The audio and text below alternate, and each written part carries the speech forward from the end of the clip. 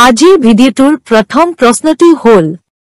দিনটোৰ কোন সময়ত আপেল খালে শৰীৰৰ ৰোগ প্ৰতিৰোধ ক্ষমতা দুগুণ বৃদ্ধি পায়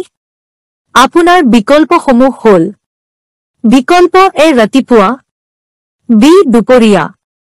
সি আবেলি ডি ৰাতি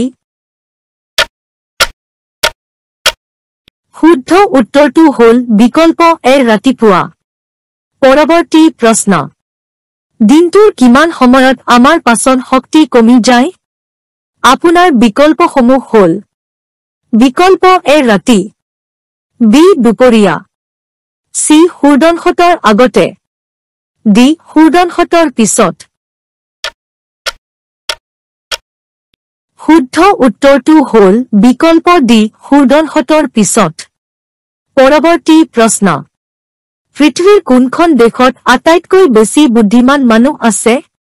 আপোনাৰ বিকল্পসমূহ হ'ল বিকল্প এ আমেৰিকা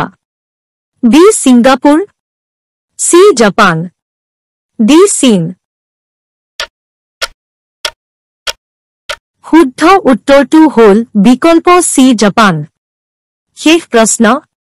মুখত ব্ৰণৰ সমস্যা দূৰ কৰাৰ বাবে কোনটো খাদ্য বেছি উপকাৰী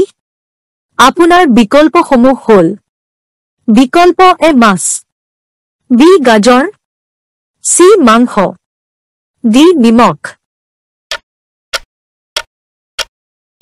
শুদ্ধ উত্তৰটো হ'ল বিকল্প বি গাজৰ